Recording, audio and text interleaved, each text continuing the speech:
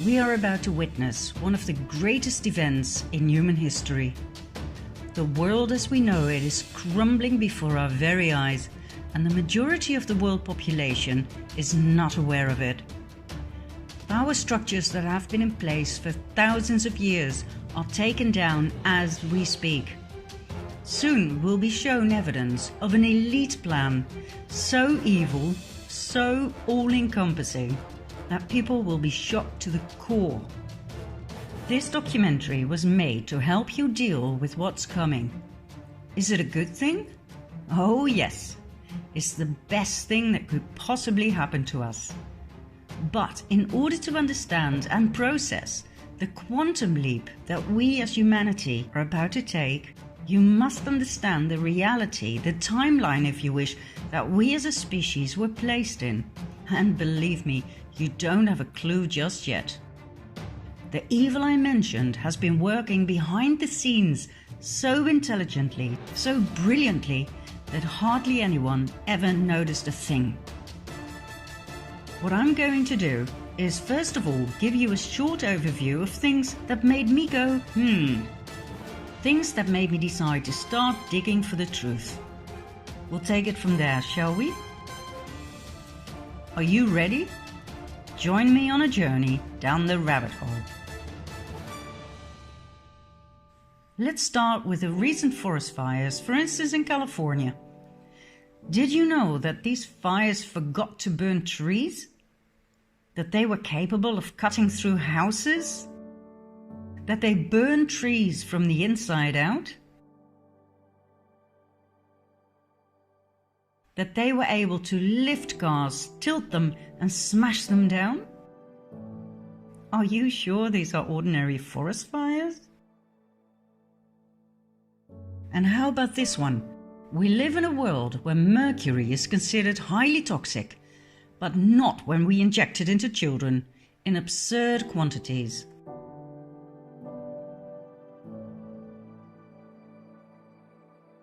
No doubt you've heard about chemtrails. Denied by our governments for a long time, but recently acknowledged and referred to as geoengineering aerosols. They are sprayed into our atmosphere to protect us from global warming. The thing that makes me go however, is the fact that we're sprayed with heavy metals, which are stored in our brains, where they have proven to cause Alzheimer and Parkinson's disease. And did you know that in many countries, among which my own Holland, we have to explicitly say no to organ donation, for if we don't, our organs will be property of the state as soon as we are declared brain dead?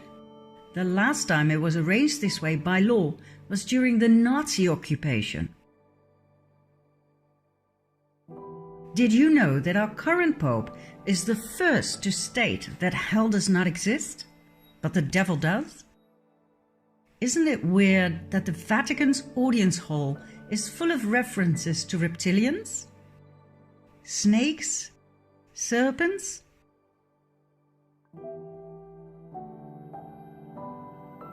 Did you know the Vatican's telescope is called Lucifer? And since when does the Pope make the sign of the devil? 9/11. Whereas one bird can cause terrible damage to a plane, on 9/11 two planes managed to cut through steel. A third plane mysteriously disappeared in a building, and number 4 plunged into the earth without leaving any debris or bodies. The planes were piloted by terrorists who only had a few flying lessons in a small Cessna.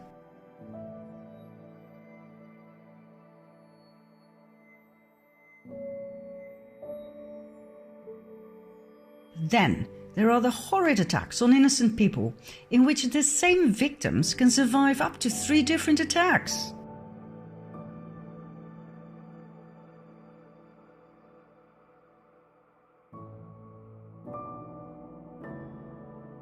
This lucky young man survived being shot in the head.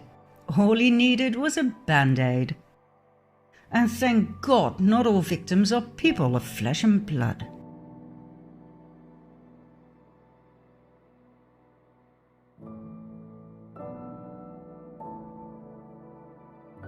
What do you think about this one? Are you a parent? Are you aware of the fact that children cartoons contain subliminal messages of sex and violence? Why? Did you know that fully grown fetuses can be legally aborted in many American states? That advocates of full-term abortion state that unborn babies cannot feel pain?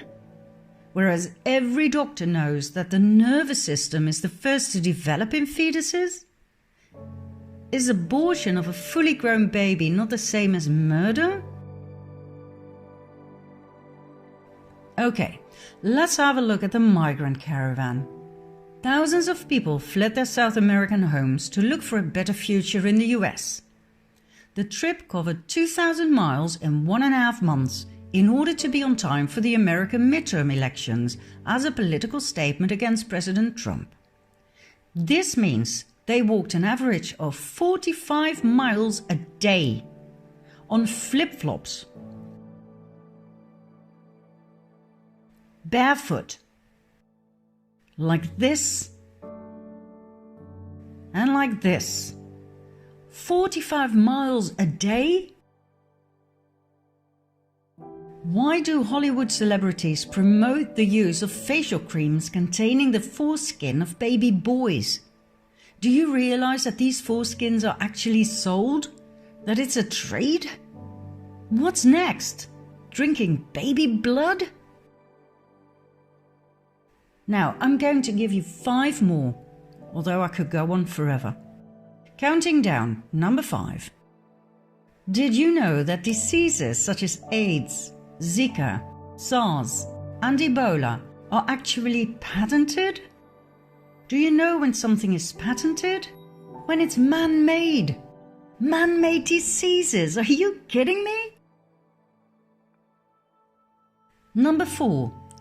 Your cell phone, laptop, tablet, and your TV contain spyware that works 24/7, no matter whether your device is switched on or off. This means you are constantly being monitored. Each and every conversation, whether at home or at work, is recorded. Why? And by whom? Number 3. In 2018, Monsanto, known for its genetically modified seeds and crops, plus its poisonous weed killer Roundup, was bought by Bayer, a chemical giant that produces mostly poison. In other words, our food supply is now largely controlled by the producers of carcinogenic poison. Monsanto started off producing Agent Orange, a very powerful and highly toxic chemical used during the Vietnam War to eliminate forest cover and to destroy crops. But it turned out to do just a little bit more than that, causing horrific birth deformities and various types of cancer. According to experts, the fusion of Monsanto and Bayer was the perfect match made in hell. Number 2. In 2018, Hillary Clinton admitted that she deleted 33,000 emails from a private server used as Secretary of State. Not only that, she used a hammer to smash her cell phones, SIM cards and hard drives. Any further evidence that could have been used against her in a court of law was destroyed by fire that conveniently started in the office of a mansion. Did she actually get away with that? And last but not least, number 1.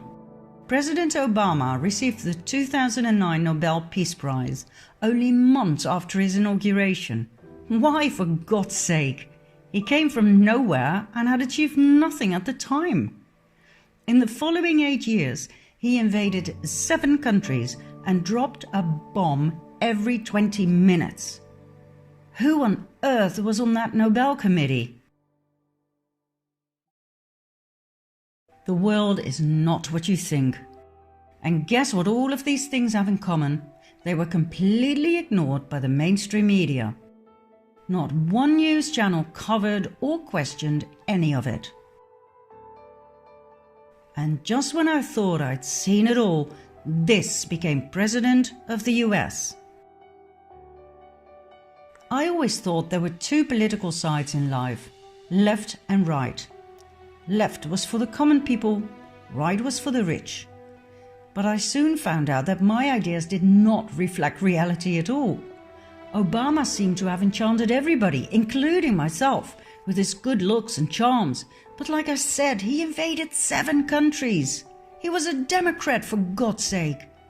And Democrat Bill Clinton went from one sex scandal to the next, lying under oath and getting away with it. Maybe left and right were simply two wings of the same bird?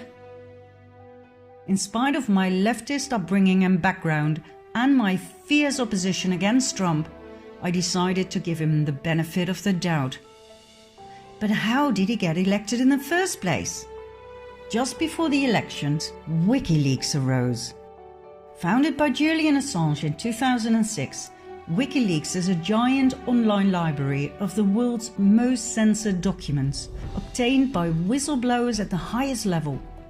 Much information deals with war, spying, and corruption. Now, just before the presidential elections, WikiLeaks published highly incriminating evidence of the corruption within the Clinton Foundation and the Clinton presidential campaign. So, what happened? That happened. On January 20, 2017, Donald J. Trump was inaugurated as President of the United States of America. But how did WikiLeaks obtain the evidence of the Clinton corruption? It was leaked by an employee of the Democratic National Committee, Seth Rich, who was subsequently found dead with 2 bullets in his back. Who killed Seth Rich?